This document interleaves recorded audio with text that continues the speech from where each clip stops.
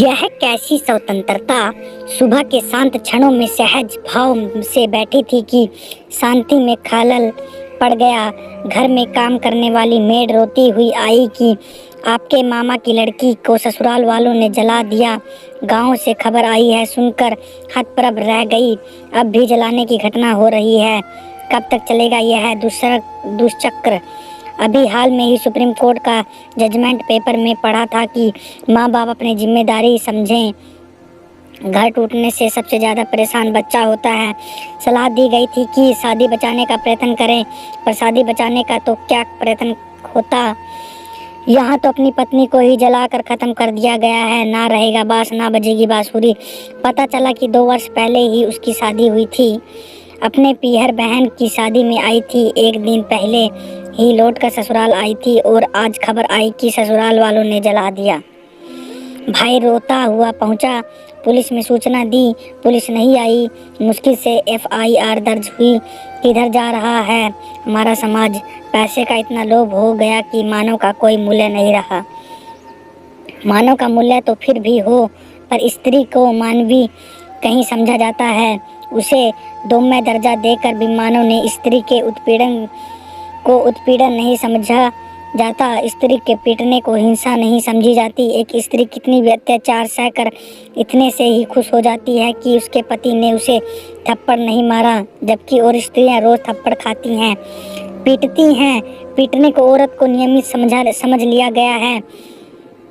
ढोल गवार शूद्र पशु नारी शकल ताड़ना के अधिकारी यह हमारी तुलसी बाबा कह ही गए हैं।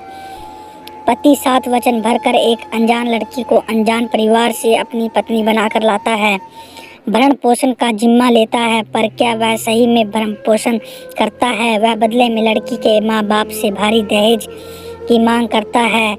हर अवसर पर कुछ न कुछ मांगा करता ही रहता है। अभी एक गांव के लड़के की शादी तय हुई। वह एकदम पढ़ा लिखा नहीं था, पर अपनी जगह इम्तिहान में किसी और को बैठकर गांव के स्कूल से किसी तरह हाई स्कूल का सर्टिफिकेट प्राप्त कर सरकारी नौकरी में चपरासी पद पर लग गया। उसके बाद शादी के लिए उसके रिश्ते आने लगे। एक दूसरे गांव की 12वीं पास लड़की पसंद की, रिश्ता तय हुआ। लड़के वालों ने 6 लाख रुपए नगद और 1.5 लाख रुपए के एक स्कूटर की मांग रखी। लड़की वालों ने मान ली। फिर यह भी तय किया गया कि बारात में 150 लोग आएंगे और खाने में क्या खिलाया जाएगा। खाने का मेन्यू तय किया गया कि 2 मिठाई होगी, पूरी होगी, रायता होगा, एक पनीर की सब्जी होगी, 2 सब्जी और होगी। लड़की वालों ने सब शर्त मान ली।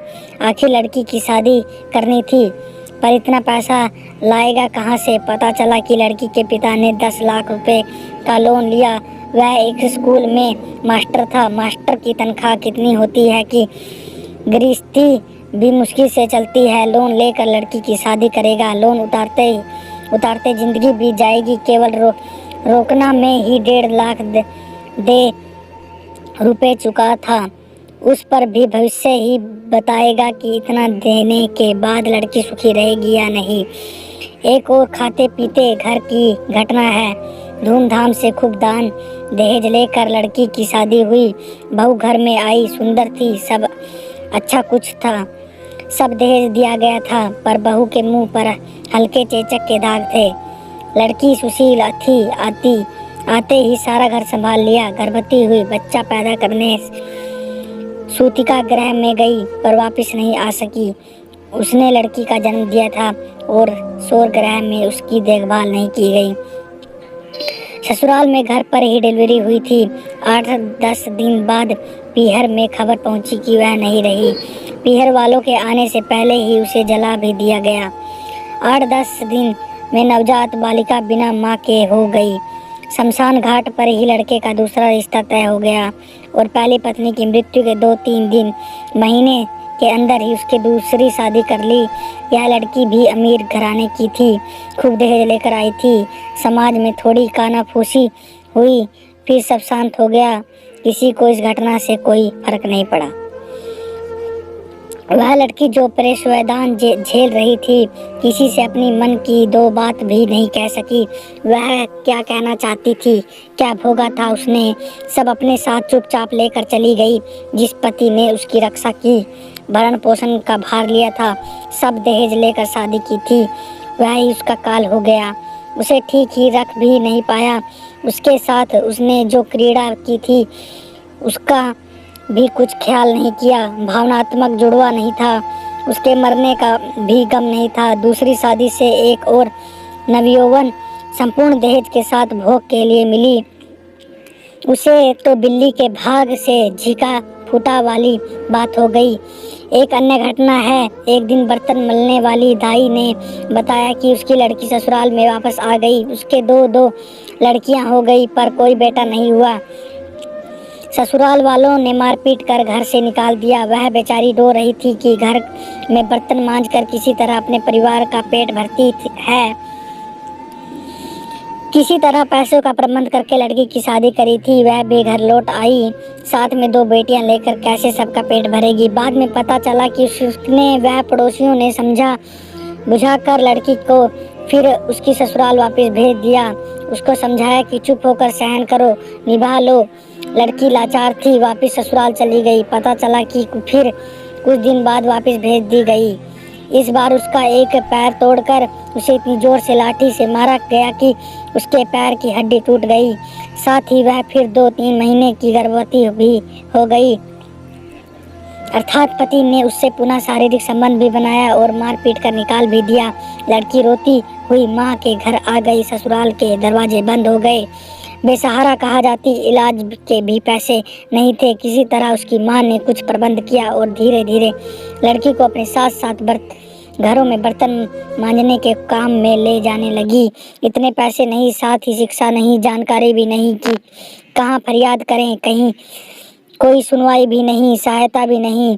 उसे कचहरी जाने की सलाह दी गई और भरण पोषण भत्ता मांगने की सलाह दी गई, पर कचहरी में तारीख पर तारीख पड़ती है।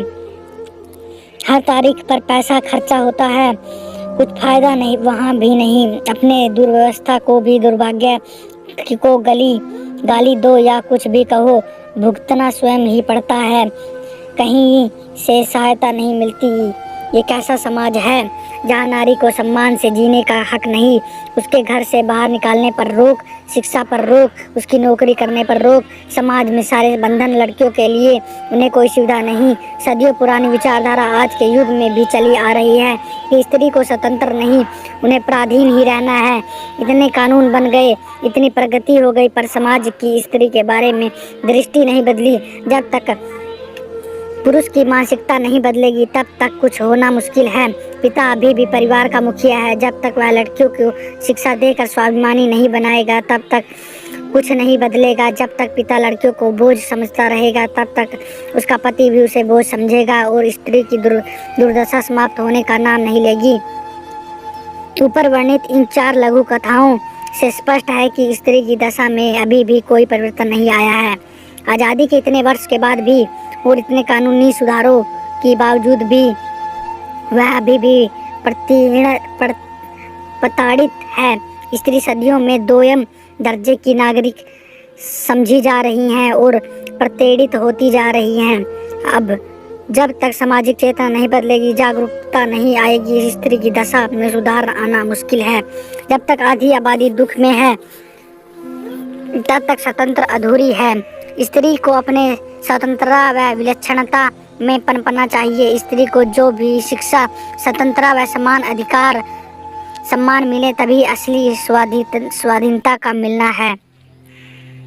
सो गाइस, वीडियो कैसी लगी? स्वतंत्रता, यह कैसी स्वतंत्रता? अगर आपको वीडियो बढ़िया लगी तो वीडियो को सब्सक्राइब करें, वीडियो को लाइक करें और वीडियो को शेयर जरूर करें ताकि हमारे जो देश की नारी है उन पे कुछ शक्ति मिले और पुरुषों की मानसिकता पर बहुत बड़ा बदलाव होना चाहिए ताकि नारी को एक अच्छी तरह से स्वतंत्रता मिल सके। Thank you so guys. Video बढ़िया लगी तो वीडियो को सब्सक्राइब करें, वीडियो को लाइक करें और वीडियो को शेयर जरूर करें। Thank you so much.